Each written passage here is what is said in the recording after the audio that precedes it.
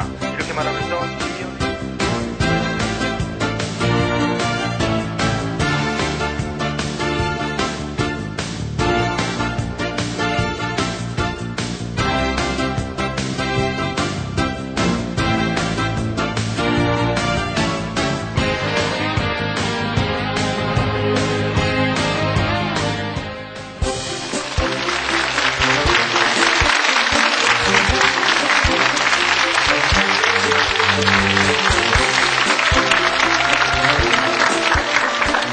안녕하십니까.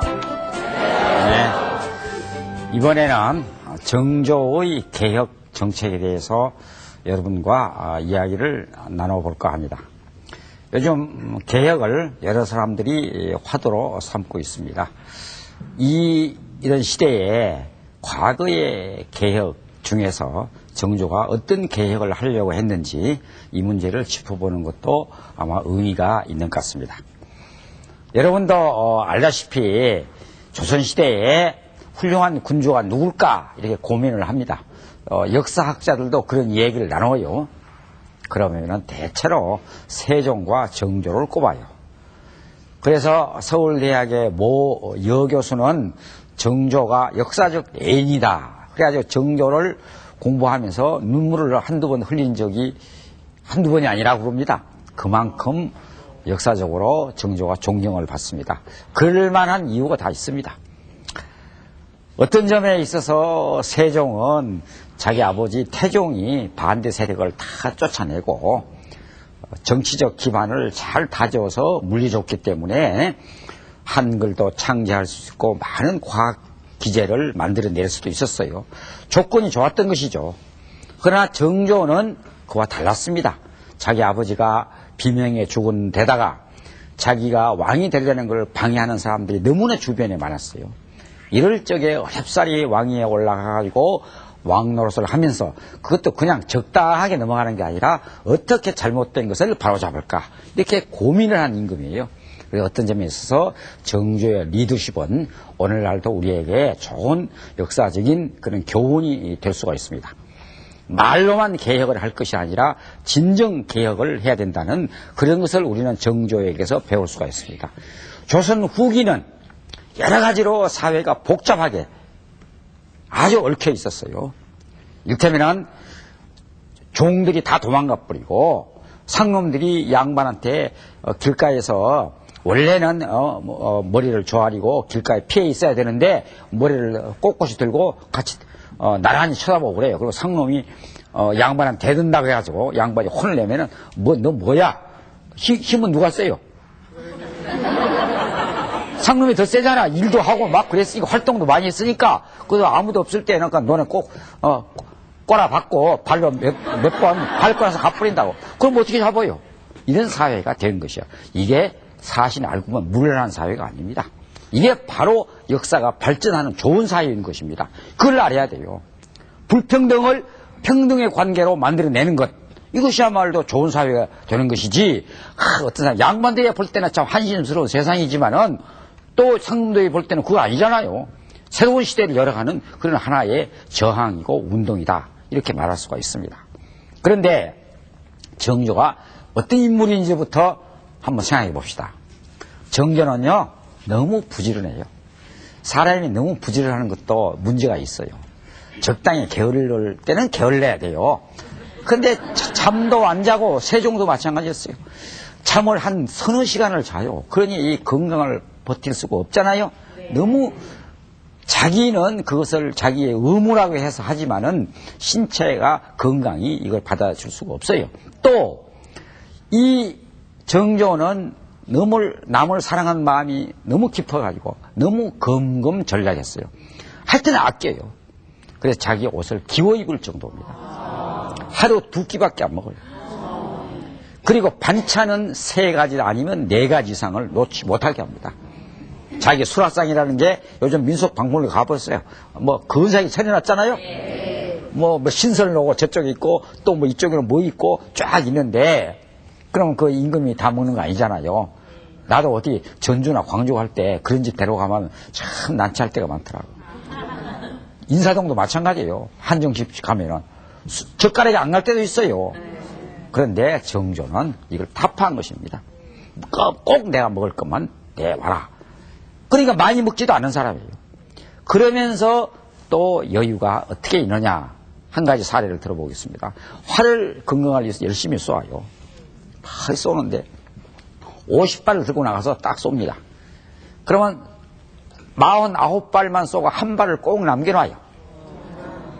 옛날에 여유 있는 어른들은 사랑해서 밥을 먹다가 이렇게 수국에 담아주면은 그 한 3분의 1조금을 남겨놓습니다.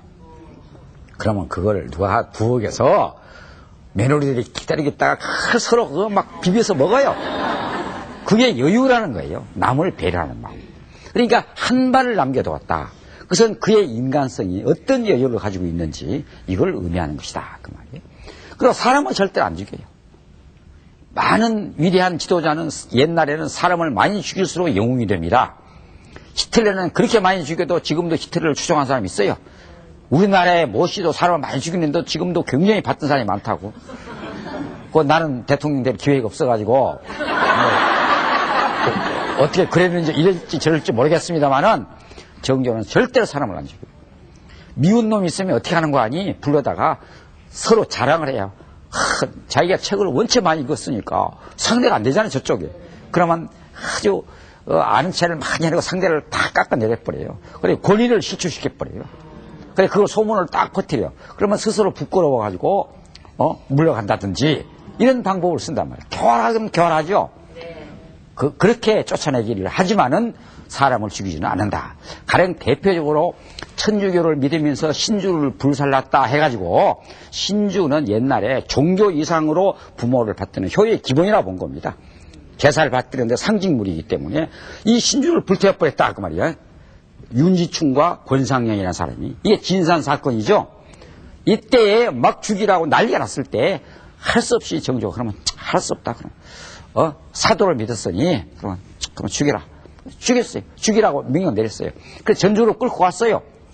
바로 정조가 사람을 또 보냈어요. 일단은 죽이라 해놓고는 이걸 살리기 위해서 사람을 또 보냈던 겁니다. 이제는 벌써 사면을 내려버린 겁니다. 몇 시간 사이에. 그런데 이 앞에 간 사람이 너무 빨리 가가지고 막 처형하려고 돌아서니까 그 뒤따라온 사람이 이제 사면을 내렸다. 죽이지 말라. 이러니까 이게 엎질러진 물이지 이제. 이런 일까지 있었어요. 그러니까 이렇게 사람을 사랑하고 아껴주는 이런 군주였다. 그런데도 그런 개혁을 위해서는 정말 밤잠을 안 자고 세상을 옳게 바로잡는 일에 나섰던 것인데 정조가 자기의 호를 뭐라고 지었느냐 하면은 만천 명월 주인홍 이랬어요. 이게 무슨 말이냐 하면은 만천은 모든 냇물이에요. 만갈래의 냇물, 수많은 냇물. 수많은 냇물에 달이 비출 때 어떤 건 비춰주고 어떤 건 안 비추고 그렇지 않잖아요. 똑같이 비춰준다고 말이에요. 물에는 다. 그러니까 온갖 냇물에 달이 밝혀줘, 비춰줘. 그런데 이런 곳에 자기가 주인 노릇하는 늙은이다. 그러니까 만 백성을 내가 골고루 다 사랑해준다. 이런 뜻이죠. 이 호 하나만 가지고도 그가 백성을 얼마나 사랑하는지 이걸 짐작할 수 있다 그 말이에요. 그러면은 개혁을 하려면은 언제든지 무슨 일을 큰 일을 하려면은 자기 친위 세력이 있어야 돼요. 자기를 잘 받들어주는 사람, 뜻을 잘 알아주는 사람. 뭐 요즘에는 그걸 뭐 코드가 맞는 사람이라든가 그러죠. 전기 코드 꼽듯이 전기 코드 꼽을 때 안 맞으면 안 되죠. 아마 그렇게 말하는 모양인데. 이런 사람이 필요한 거예요. 그래서 정조가 제일 먼저 시작한 것이 임금이 되자마자 규장각을 만들었어요. 규장각이란 말은 이게 이제 글을 잘하는 글을 맡은 벼슬이 규고 이제 그건 문장이라는 장자니까 이 규장각을 만들었어요. 궁중에다가. 그래가지고 세상에서 소문에 재주 있고 인품이 훌륭하고 학문이 뛰어난 사람 이런 사람을 다 그거다가 끌어모았어요. 원래 조선시대의 과거라는 것은 온갖 부정을 다 저지릅니다. 시험 문제를 미리 빼내가지고 미리 답안지를 적어가지고 집어넣는다든지 채점관하고 짜고 거기다 표시를 해놔요. 이름은 못 쓰게 돼 있어요, 거기도. 요새 수능시험 같은 것도 이름 못 쓰잖아요. 거기다 이름은 못 쓰게 돼 있어요. 거기다 표시를 다 해요. 아무거나 서로 연락해가지고 위에다가 점을 하나 확 찍어 놨다든지 그럼 거기다 점수를 확 줘버려요. 이런 짓을 했다 그 말이에요. 그런데 여기에 규장하게 들어간 사람은 너무 실력 그대로 받았기 때문에 각신이나 그러면은 모든 사람이 영광스럽게 이겨줬다. 실력대로 뽑았으니까. 그때 누구냐 하면은 참 박재가라든지 이동무라든지 이런 사람들이었어요. 서자들을 일부러 골라서 쓴 겁니다. 왜 서자? 조선시대는 서자가 차별을 받았어요. 자, 그런데 이 정조는 그런 재주 있는 서자들을 데려다가 월급도 듬뿍 주고 책도 많이 싸놓고 얼마든지 읽으라 하고.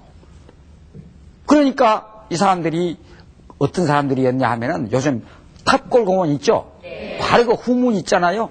그 후문 일대에서 이 사람들이 집단으로 살았어요. 서자들 중심으로. 그때 박지원은 서자가 아니지만 열하일기를 쓴 박지원. 그 사람은 서자가 아니지만은 그들과 어울려야 스승 노릇을 했어요. 그러면서 박지원은 종로 일대 상인들한테 막걸리 한 잔 얻어먹고 박지원은 유명한 양반집 아들입니다. 반남 박씨예요. 반남 박씨 우리나라 5대 양반에 들어갑니다. 반남 박씨 중에서도 척 관계가 있어가지고 아주 세도를 부리는 집안인데도 박지원 그런 걸 타파한 사람이에요. 그래가지고 막걸리 한 잔도 얻어먹고 종로 바닥에서 아무데나 누워 자고 배를 이렇게 더운 날에는 배를 옷을 헐렁 우통으로 벗고 돌아다니고 웃기는 사람이잖아. 근데 사실은 그것은 타락한 것이 아니고 시대를 저항하는 것입니다. 이게. 나도 가끔 술을 옛날에 지금은 별로 안 그러지만 술을 먹고 길가에 오줌도 싸고 막 돌아다니는데 이것은 일부러 그런 뭐랄까 내 잠재 심리 속에 시대에 대해서 약간 막 좀 이놈의 더러운 세상 하는 것이 그 속에 깔려 있어요 사실은. 자 하여튼 간에 그분들이 그랬던 것인데 그 사람들이 정조가 다 거둬가지고 길가에 돌아다니면은 망나니지만은 제자리를 찾아가면 중요한 인재가 되는 것입니다. 그래 그 사람들을 전부 규장하게 모아놨어요. 그래서 나중에 회고록을 썼어요. 정조 대왕이 우리를 이렇게 잘 살게 해줬는데 우리가 오히려 너무 잘 사니까 이제 좀 나태한 감이 있더라. 그러나 그들을 통해 가지고 많은 새로운 도서도 정리했을 뿐만 아니라 중요한 사회 개혁에 대한 이론도 내고 이런 많은 일을 했습니다. 그래서 세종 때 집현전 학사들이 유명했다면은 이 규장각에 이 사람들이 그 많은 일을 해낸 것입니다. 또 거기에다가 초계 문신이라는 게 있는데 임금의 재가를 받아가지고 아주 실력 있는 벼슬아치들을 골라가지고 특별 휴가를 주기도 하고 규장각에서 밥 먹고 누워 자고 그러면서 학문을 익히고 세상을 바로잡는 일을 하는 그런 일을 시켰다. 이걸 초계문신이라고 뽑아가지고 임금에 알려서 그렇게 일을 시킨 사람들이라는 뜻입니다. 이게. 그런데 이때 누가 뽑히느냐? 정약용이라는 사람이 뽑혔어요. 정약 아시죠? 네. 저기 지금 양수리 쪽 가면 지금도 그 생가하고 묘하고 다 있잖아요. 네. 또 요새 다산학 연구소 이런 것도 차리고 얼마나 그분이 우리 역사에서 정말로 제1급 사상가예요. 그 시대의 잘못을 고치려고 많은 노력을 했기 때문에 이분이 그만큼 추앙을 받고 지금 제가 그 구리 쪽에 사는데 지금 가보면 지금도 얘기를 들으면요 그쪽에 찾아가는 사람이 이성계가 능이 있는 동구농보다도 훨씬 더 많답니다. 그러니까 옛날에는 왕이 그 당시에는 근사하게 보일지 몰라요. 해방에도 그 당시에는 대통령이 근사하게 보일지 몰라요. 그러나 죽고 나서 존경받는 사람은 오히려 이 학자, 문인, 예술가들입니다. 우리는 독일의 황제가 누군지 잘 모르지만 베토벤은 다 압니다. 정조가 바로 그런 사람, 정약용이 바로 그런 사람이에요. 살았을 때는 귀양도 하고 핍박을 받았지만은 죽어서 이렇게 대접을 받고. 여러분 그러니까 자식들 키울 때 너무 출세 하지 말라고요. 좀 그렇게 굶지만 하면은 자기 소양껏 예술가를 키우든 문인으로 키우든 음악가로 키우든 얼마나 좋으냐. 자 이제 옆으로 말을 세지 말고 그래 정조가 이런 사람을 데리고 마음껏 사회를 바로잡는 일 또는 학문을 통해서 세상을 보는 눈 이런 걸 길렀습니다. 그러니까 정조가 하도 공부도 많이 하고 뛰어났기 때문에 이 사람들이 조금만 처지면은 대화가 안 될 정도가 되니까 죽으라고 공부도 하고 이랬던 것이죠. 그런데 이 정조가 또 뭘 백성을 하도 사랑하다 보니까 백성을 직접 다스리는 사람은 누구예요? 바로 수령들입니다. 요즘은 시장 군수들이라 그 말이에요. 직접 세금도 거두고 군대도 그때는 동원하고 다 이런 형벌도 주고 이런 사람들이잖아요. 그러니까 직접 백성과 부딪히는 사람들이에요. 이 사람들을 불러다가 부임할 때마다 불러다가 백성을 잘 돌봐줘라. 심지어 눈물을 글썽글썽하면서 이 우리 불쌍한 백성들을 이렇게 이대로 방치하면 어떻게 되겠느냐. 당신이 가서 이걸 잘 간수해라. 멀멀멀 지켜달라.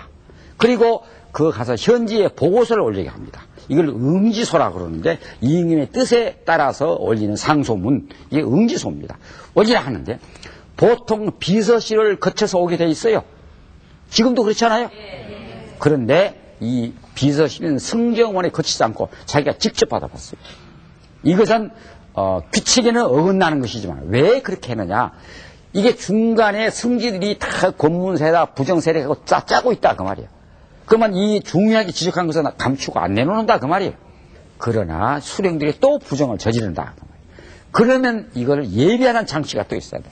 그래서 암행의사를 보냈어요. 암행의사를 보낼 때 그전에 박문수가 암행의사가 얼마나 유명합니까? 그 바로 정약용 있는 그 생가 있는 그 근방에 박문수가 옛날에 살았었어요. 박문수가 잘한 것은 자기 스스로가 부정을 하지 않고 어떤 청탁도 안 받아주고 깨끗하게 일을 처리했기 때문에 박문수에게 그렇게 많은 겁니다. 그런데 이 암행의사를 보내가지고 옛날에는 특수한 사항, 특수한 지역에만 암행의사가 출두하게 돼 있어요. 그런데 정조는 그렇지 않고 내려가는 김에 주변 거울에 잘못한 것을 다 그러니까 암행의사의 권한을 확대시킨 것이다. 그러면 암행의사는 또 부정 안 합니까? 또 부정해요. 원래 그러는 거예요. 그러니까 암행의사를 또 감시하는 암행의사를 또 보낸다 그 말이에요. 그러니까 이중장치로 보내가지고 또 뒷조사를 해요. 그래가지고 암행의사가 또 잘못 보고하는 것이 있나 없나 그것도 살펴보고 이만큼 억울한 일도 없게 하거니와 또 잘못한 일도 없게 만들려고 했습니다. 그 다음 단계로는 이 수령들의 부정을 막고 이러려고 했지만 또 하나는 아까 규장을 설치해서 인재를 등용했다고 그러는데 아까 수령을 쓸 사람 또 암행의사를 보낼 사람 이 사람들이 또 중요하잖아. 아무나 보내면 안 되잖아. 자질이 중요하다. 자질이 중요해서 아까 정약용 같은 사람도 암행의사로 보냈던 거예요. 그런데 이 인재를 등용해야 됩니다. 조선시대는 초기는 안 그랬지만 세월이 조금씩 지나가니까 함경도 사람, 평안도 사람 또 소외를 시켰어요. 중앙벼슬을 잘 안 줬어요. 그러니까 홍경래 난도 일어나고 그랬던 것이죠. 또 조선 후기에 와서는 제일 먼저는 전라도 사람, 호남 사람 정열이가 반역을 일으켰다 해서 차별을 줬고 나중에는 또 경상국 사람 또 차별을 했어요. 그래 남는 것이 뭔가 기호라 그러면은 경기도 일대와 충청도 일대를 말합니다. 그래서 조선 후기부터 무슨 말이 생기냐면 충청도 사람이 양반 이런다. 충청도 사람은 양반이야. 그 양반이 좋아하지 말라고. 여기 충청도 사람 많이 있겠지만은 진짜로 풍미가 있고 글도 잘하고 이래서 양반이 아니고 거기에 소론 노론 몇 집들이 행사를 한 거예요. 송씨 윤씨 이런 사람들이 그걸 가지고 하는 걸 멋쩍도 모르고 충청도 사람은 양반이야 하니까 뭐. 그런데 그래서 기호에 그런 몇 집들 그래서 정약용이 뭐라고 쓴 줄 아십니까? 이도 출신 저도 출신 다 빼고 당파도 이것저것 다 빼고 또 그러면 신분 가정으로도 적자 서자도 다 구분하고 그중에 또 여자도 다 처음부터 빠졌고 그건 여자가 조선시대 벼슬을 못 하잖아요. 꼭 여자가 출세하는 길은 먼저 왕비가 되는 길밖에 없어요. 그렇잖아요. 그러니까 이것저것 다 빼고 남는 것이 뭐냐. 뭐 이것 빼고 나면 몇 줌이 돼요. 10분의 1도 안 된다. 이러면 어떻게 나라가 발전이 됩니까? 이것을 정조는 다 깼어요. 저 함경도 사람, 저 평안도 사람을 특별히 불러다가 중앙에 벼슬도 시키고 또 성균관 안에도 서자들도 거기에 들어가게 만들고 또 원래 이 관행이라는 게 무서운 겁니다. 서자들 옛날에는 설령 들어갔더라도 안전 자리부터 차별을 둔다 그 말이에요. 군대 가면 고참들하고 신병들하고 계급을 같을지라도 그 차이 나는 게 한두 가지가 아닙니다. 옛날 밥그릇부터 차이가 다 났고 엄청나. 나는 이렇게 조그만해서 군대를 안 갔지만은 이 얘기를 들어보면 아 그래요. 난 그거 못 견딜 것 같아요. 내가 안 가서 다행이지만 하여튼 사실은 이게 적어서 안 간 겁니다. 자 그래 하여튼 그랬는데 이 차별을 못 두게 나란히 똑같이 않고 똑같이 족보에서 밥 먹고 이렇게 만드는 거예요. 사람은 서러운 것이 뭔지 아세요? 월급이 많고 적은 것이 아닙니다.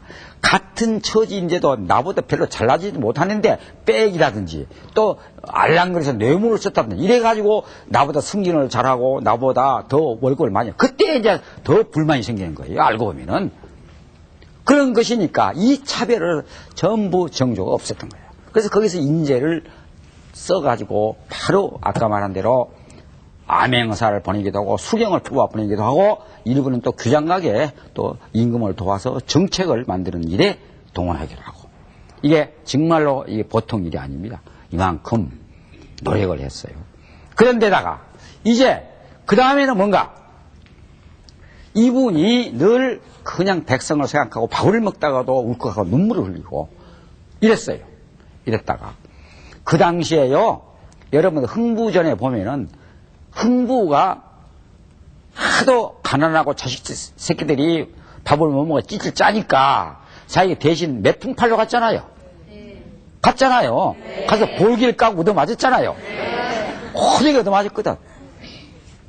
그것도 참 얻어맞은 게 아니라 그것도 옆에 어떤 놈이 듣고 먼저 낚아챘다가 나중에 결국은 자기도 얻어가지고 맞았는데 이 매도요 뇌물을 쓰면은 살살 때리고 뇌물을 안 쓰면 정말 개 패듯이 그 볼기를 까놓고 한 번 때리고 물 한 번 때리고 그게 물볼기거든. 그러면 미운 놈 같으면 더 세게 때려요. 그래서 10대를 맞더라도 같은 10대가 달라요. 하나는 슬슬 때리고 하나는 세게 때리고 어떤 놈은 10대 맞고 정말 까부러치는 놈도 한둘이 아니거든. 그리고 또 몽둥이에 따라 달라요. 나무 재질도 따라 달라요. 부드러운 나무가 있고 단단한 나무가 있고 또 요 두께를 요만큼 하라 두께를 요만큼 하라는데 요만큼 해가지고 미운 놈이나 뇌물 안 준다든가 이런 놈 불러다가 이런 짓을 하는 거예요. 이런 형벌을 다 이 전부 규격에 맞춰서 해라. 그걸 전부 감시했어요. 무엇보다도 뭐냐면 이 더운 여름에 약간 흥분해가지고 미안합니다. 이 더운 여름에 틀을 쓰고 있잖아요. 춘향전 보세요. 이 틀을 쓰고 있잖아요. 형틀. 이게 얼마나 이게 보통 정말 문제가 아닙니다. 이 더운 여름에 형틀을 쓰면 움직이지도 못하겠죠. 똑바로 눕지도 못하죠. 앉지도 똑바로 못하고 졸지도 못해요. 딱 졸면 또 딱 걸리고 이러니까 이런 가혹한 형벌을 해서는 안 된다. 그래가지고 일단 감옥에 넣을 때는 형틀을 다 벗겨버렸습니다. 이 죄인들의 정말로 억울한 일이 없도록 하기 위해서 말로만 하고 지시로만 할 게 아니다. 그래서 책을 만들어서 후묘를 전칙이라는 걸 만들었어요. 하나하나 가혹한 형벌이라든지 또 계절에 따라서 적용할 그런 조항이라든지 이런 걸 만들어 가지고 정말로 죄인들의 인권을 보장하는 그런 일을 벌였습니다. 자, 인권의 문제가 서양에서 시작된 것으로 알고 있지만 벌써 정조는 이 시대에 적어도 지금부터 200년 이전에 이런 것을 실시했던 것입니다. 그랬는데 그뿐만 아니에요. 이제 정조가 이 수원을 자주 갑니다. 그래가지고 수원을 가면서 배달을 놓아요. 그래 많은 신하들이 뒤따릅니다. 이것은 옛날이나 오늘날도 위의가 있어야 돼요. 위의란 건 뭐냐 하면 뭔가 모르게 그 사람의 권위 자체가 아니라 권위를 보여주면서 남으로 하여금 복종심을 만들어내는 그런 이미지예요, 이게. 그런데 정조가 가면은 활을 꼽고 화려한 옷을 입고 뒤에는 악사가 따라가고 뒤에 또 말이 쫙 데려오고 궁녀들도 말을 타고 왔어요. 쫙 옵니다. 그래가지고 배달을 놓쳐야지 그건 나중에 조금 이따 또 얘기를 하겠습니다.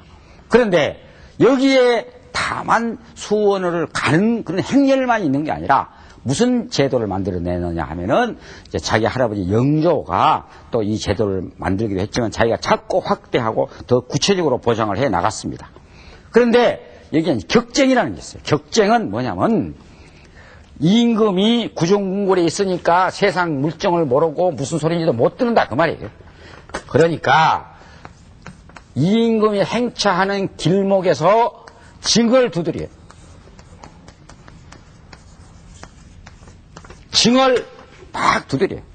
그러면 내가 억울한 일이 있습니다. 이 소리예요. 그러면 불러요. 이제. 너 억울한 일이 뭐냐? 억울한 일을 듣기 전에 매를 5대를 때립니다. 왜 그런 줄 아세요? 우리 점잖게 나가는데 임금이나 그 사람들이 여러 사람이 가는데 네가 교통을 방해했으니까 일단 교통 방해하는 대가를 받아라. 근데 5대를 때린 겁니다. 때려놓고 묻는 거예요. 그럼 너 뭐냐? 뭐 억울한 게 있냐? 그럼 내가 세금을 너무 과도하게 냈습니다.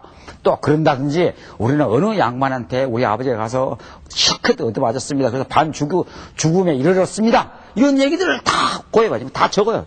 누가 따라다니는 사람이 이제 수행 비서가 다 적어요. 이렇게 적어가지고 이제 와서 딱 그 사람은 일단 더 이제 자세히 조사해가지고 조치를 꼭 자기가 내립니다. 그런데 이렇게 내리면서 백성의 소리를 들은 거예요. 그러니까 백성들이 정작 어떻게 보겠습니까? 너무 이게 이제 수원을 간다, 임금이 어디 능행이라든지 행차에 한번 간다 하면 길가가 막 요란스러워. 이제 여기저기. 이거 좀 보통 일이 아니잖아요, 이것도. 원래 사람 속성이 그런 거 아닙니까? 뭐 해결해 준다 하니까 막 가서 막 두들겨 제키는 거예요. 또 거짓말도 많고, 또 모략하는 일도 또 많아요. 이런 일들이 너무 많으니까, 이거 안 되겠다. 그래서 2군데. 지금 요새 그 창덕궁 밑에 그 밑에 청계천 거으로 다리가 있었어요. 거기하고 서울에 한 2군데만 나중에 축소해서 지적을 했어요. 그러나 그의 뜻은 백성의 소리를 들으려고 했다는 것. 이거야말로 참으로 대단한 그 부분이 있었죠. 근데 정조가 마지막 어떤 점에서는 큰 실수를 하나 저질렀어요. 자기가 임금이 된 뒤에 아까 말했잖아요. 근금 전략을 하고 어떻게든 국가 재정을 충실하게 만들고 그것을 백성을 위하는 대로 쓰기 위해서 여러 가지 심지어 자기 먹는 것 자기 한 끼까지도 세 끼를 2끼로 줄여서 가면까지 이렇게 노력을 했어요. 그런데 그래서 국가 재정을 더 충실하기 위해서 궁녀를 없애려고 했던 겁니다. 궁녀는 월급을 많이 받아요. 그때도. 그래서 여염집으로 다 갖다 줘요. 잘 살아요, 궁녀는. 그 대우를 받았어요. 다만 시집을 못 가죠, 이제. 그래, 마음대로 이제 휴가는 주지만은 마음대로 이제 여염집 왔다 갔다 할 수는 없고, 그랬던 겁니다. 그래서 옛날 또 궁녀를 들여보내기를 좋아한 것이고, 월급만 받는 게 아닙니다. 잘해서 임금의 눈에 탁 띄면 이제 왕자라도 하나 낳았다 하면은, 이건 뒤집어지는 거예요, 이제. 근데 아까도 얘기했잖아. 여성이 출세할 길은 그거밖에 없어요. 제일 빠른 길이에요. 안 그러면 기생되는 길. 기생되려면 수입은 받으니까. 특히 장사도 마음대로 못했어요, 여성들은. 그때는. 고려시대는 여성들이 장사를 마음대로 했지만은. 그런데, 그래, 궁녀를 없애려 하니까 궁중에 그 자기 할머니 빨 되는 그 대비, 영조가 16살, 70 늙은이가 16살짜리를 왕비로 삼았어요. 그래, 그 시퍼렇게 살아있어. 그 궁이라든지 온갖 후궁들이 많아요. 그들이 맨날 이제 손 털고 앉아서 그 궁녀도 하급 궁녀도 무술이들 시켜서 일을 해 먹었다고. 이걸 없애자 그러니까 이게 얼마나 펄펄 뛰니까 이게 무슨 소리요? 이게 막 난리가 났어요. 그래서 할 수 없이 그 말을 일부를 들어줄 수밖에 없어요, 지금. 그걸 궁의 그 할머니들을 또는 아줌마 빨대는 그 궁인들을 다 누르고 왕노릇 하려면 얼마나 힘든지 모릅니다. 그건. 늘 얼굴을 맞대하는 사람들이 있기 때문에. 그래서 놔둬라 그럼. 딱 꽂힌 게 뭔지 아세요? 자기가 거처하는 궁, 그걸 대전이라 그래요. 이거 궁녀를 없애버렸어요. 이것만. 그래야 내시들로 다 채워줬어요. 이것이 실소에 알고 보면 잘했죠? 하기야. 얼마나 잘해. 그러니까 어린 그 늙은이가 말이야 49살에 죽었지만은 옛날엔 그때 늙은이였어요. 수염대로 기르고 하니까 그게 궁녀를 안 뒀으니까 이게 자식들이 없잖아요. 적잖아요. 그래가지고 그만 아들을 하나밖에 못 낳았어요. 그 순조라고 어린애 하나밖에 못 낳았어요. 그러니까 이게 이제 이 문제가 일어나기 시작한 거예요. 그러니까 나중에는 정조의 순조도 또 아들 하나 낳고 또 죽고 그 밑에는 또 빨리 죽고 나중에 이제 데려다 앉힐 애가 없어요. 그래 할 수 없이 어디서 골라왔습니까? 정조의 아버지의 계통의 후손인 철종을 강화도에서 나무꾼 하던 철종을 데려와 앉힌 거예요. 할 수 없이 없어요. 정조 계통이 없어요, 이제. 그러니까 정조가 좀, 여권이니 인정, 사정 볼 것 없이 좀 많이 아이들을 좀, 낳더라면은 그런 일이 없을 텐데. 그러나, 그거 가지고 정조를 나쁘다거나 또는 깎아내릴 이유는 하나도 안 되는 것입니다. 오히려 그것이 더 위대한 점이죠, 이제. 비록 일부 일체를 고수하지는 않았을지라도 그걸 법으로 만들지는 않았을지라도 적어도 그런 뜻을 가지고 있었다는 것. 이게 정조가 벌써 남보다 훨씬 앞서가는 그런 훌륭한 군주였다. 이렇게 말할 수 있습니다. 자, 이제 마지막으로 얘기할 것이 뭐냐면은 이분이 아까도 말한 대로 수원에 왔다 갔다 했어요, 늘. 근데 수원에 갈 때에는 왜 갔습니까? 자기 아버지 묘소를 늘 그쪽에 만들어 놓고 억울하게 죽었으니까 늘 거기서 제사 지내고 이랬다. 표면으로는 그랬어요. 그러나 그건 절대 그런 게 아닙니다. 아까 말한 자기가 그렇게 근금 전략한 사람이 자기 아버지만을 위해서 그 거대한 성을 만들겠어요? 그렇지 않았어요. 이런 많은 일을 하는 데에는 새로운 술은 새 부대에 담아야 하듯이 뭔가 변화를 보여야 됩니다. 아까 말한 자기 친위 세력을 많이 키우고 일을 만들어냈지만은 그래도 그거 가지고는 부족해요. 그래서 수원에다가 거대한 성을 쌓았습니다. 그것은 정약용이라는 사람에게 시켜가지고 자기가 신임 하나 시켜가지고 이걸 기중가라는 걸 만들어가지고 물건을 들어 올리는 이 돌멩이를 들어 올리고 사람의 힘으로 올리는 것이 아니에요. 얼마나 간단합니까? 또 뿐만 아니라 벽돌도 옛날식으로 돌멩이만 쓰는 게 아니라 새로운 벽돌, 중국식의 벽돌을 만들어가지고 돌과 벽돌을 같이 쓰는. 그래서 세계 문화유산으로 들어가 있습니다. 그래가지고 그 지금 복원을 지금 하고 있어요.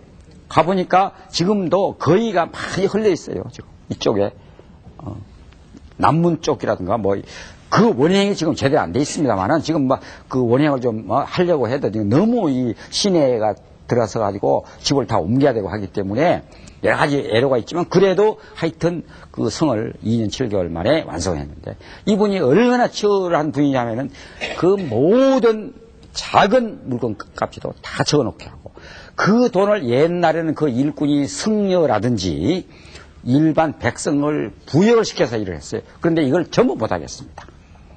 딱 군대의 경기라든지 이걸 전략해가지고 전부 급료를 다 줬어요. 그러니까 원망 하나 못해요.